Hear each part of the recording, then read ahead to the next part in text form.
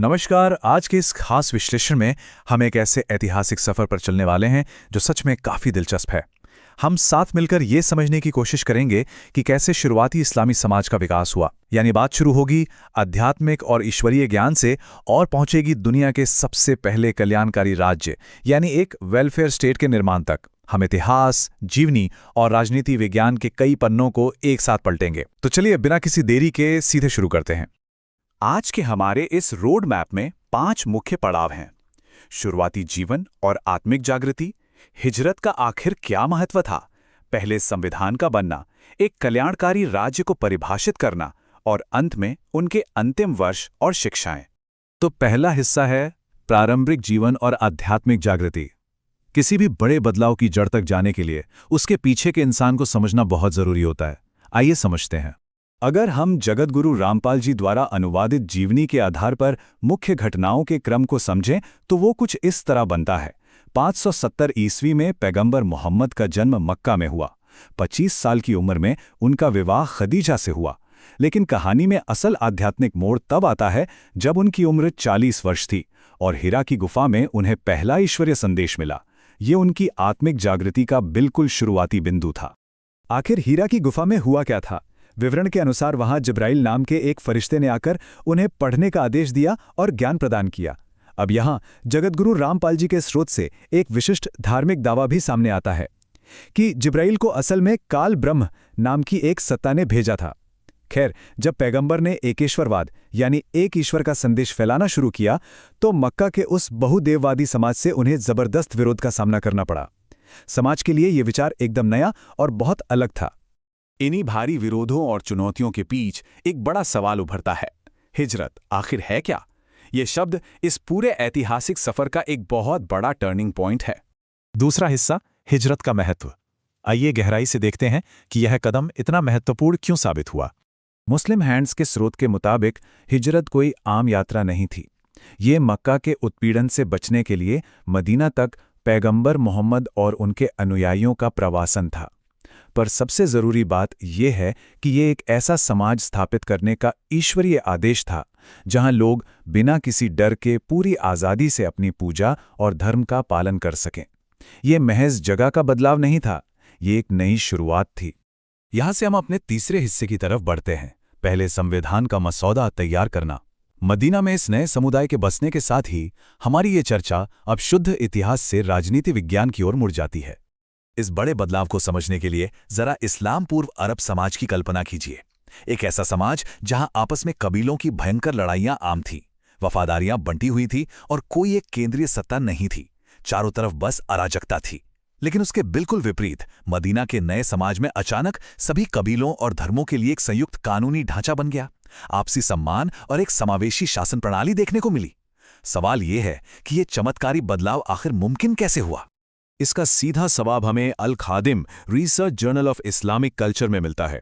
इस academic journal के अध्ययन से यह साफ हो जाता है कि मदीना का संविधान एकदम जानबूझकर और बहुत सोच समझकर डिजाइन किया गया था। इसका इकलौता लक्ष्य था आपस में भिड़े हुए और गहरी दुश्मनी रखने वाले कबीलों के बीच एक मजबूत, सामंजस्यपूर्ण समाज का निर्माण करना। अगर हम इस ऐतिहासिक चार्टर के पहले ही अनुच्छेद को पढ़ें तो उसमें लिखा है, यह पैगंबर मोहम्मद की ओर से एक दस्तावेज है जो कुरैश और यस्रिब के विश्वासियों और मुसलमानों और उनका अनुसरण करने वाले और उनके साथ जुड़ने वाले और उनके साथ श्रम करने वालों के बीच संबंधों को नियंत्रित करता है। समझ रहे हैं इसकी अहमियत? इतिहासकारों का मानना है कि इस अग्रणी चार्टर में सिर्फ मुसलमान ही नहीं बल्कि यहूदी और अन्य धर्मों के लोग भी बराबर से शामिल थे। धार्मिक पहचान से ऊपर उठकर इसने सबके लिए समान अधिकार तय किए। अपने समय के हिसाब से यह विचार सच में बहुत क्रांतिकारी था। अब आते हैं चौथे भाग पर, कल्याणकारी राज यानी वेलफेयर स्टेट की परिभाषा। ये 1400 साल पुराना दस्तावेज कैसे आज के आधुनिक सिद्धांतों से जुड़ता है, आइए इस पर गौर करते हैं।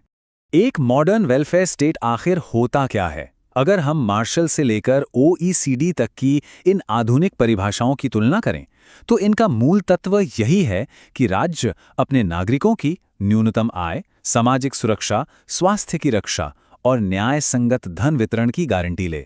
आज के समय में हम इसी को एक कल्याणकारी राज्य मानते हैं। तो चौंकाने वाली बात यह है कि मदीना का ये संविधान इन आधुनिक कल्याणकारी अवधारणाओं पर बिल्कुल खरा उतरता है। इस स्रोत के अनुसार इसने उस समय सभी नागरिकों के समग्र कल्याण और सामाजिक सुरक्षा को प्राथमिकता दी। इसने सबसे कमजोर और हाशिए पर रहने वाली जनजातियों की रक्षा की, सामूहिक जिम्मेदारी और सामाजिक न्याय को पूरी तरह अनिवार्य बना दिया। यानी इसने सिर्फ राजनीतिक सत्ता पर कब्जा नहीं किया, बल्कि सबके भली के लिए एक सच्चा वेलफेयर स्टेट खड़ा किया। ये वाकई एक बहुत बड़ा गेम चेंजर था। आखिरी भाग, शिक्षाएं और अंतिम वर्ष। अब इस चर्चा को पैगंबर के आखिरी पड़ाव और उनकी छोड़ी हुई व्यापक विरासत की तरफ ले चलते हैं। 29 जीवनी संबंधी स्रोत के अनुसार यह कोई साधारण संख्या नहीं है। यह उन लड़ाइयों या संघर्षों की संख्या है जो अरब प्रायद्वीप और एकजुट करने और एक बहुत बड़े सामाजिक विस्तार की मजबूत नींव रखने के लिए लड़े गए थे। और 1,80,000, ये एक और हैरान करने वाला आंकड़ा है। ये संख्या उन अनुयायियों की है जो इस नए और तेजी से बढ़ते समुदाय का हिस्सा बन चुके थे। ये साफ दिखाता है कि कितने कम समय में ये विचार पूरे इलाके में कितनी तेजी से फैल गया था। यहाँ जगतगुरु रामपाल जी के पाठ से एक विशिष्ट सांप्रदायिक दावा भी सामने आता है। उनका दावा है कि पैगंबर और उनके उन 1,80,000 अनुयायियों ने कभी मांस नहीं खाया और पशु क्रूरता का हमेशा सख्त विरोध किया। इसके बाद इतिहास बताता है कि 632 ईस्वी में एक गंभीर बुखार के चलते उनका निधन हो गया, परंतु जाने से ठीक पहले अपने आखिरी तीर्थ यात्रा यानी हज्जतुल विदा के दौरान उन्होंने आपसी भाईचारे और एकता पर अपना अंतिम और ऐतिहासिक उपदेश दिया था। तो इस विश्लेषण के अंत में एक बहुत बड़ा और थोड़ा सोचने पर मजबूर करने वाला सवाल, मदीना के संविधान के वो 1400 साल पुराने सिद्धांत क्या आज की हमारी आधुनिक शासन प्रणाली और वेलफेयर सिस्टम सच में उस स्टैंडर्ड से मेल खाते हैं, या हम उस रास्ते से कहीं भटक गए हैं? इतिहास सिर्फ पीछे मुड़कर देखने के लिए नहीं होता, ये आज के हालात को परखने का एक आईना भी होता है। इस जरूरी चर्चा में जुड़ने के लिए बहुत बहुत शुक्रिया। सोचते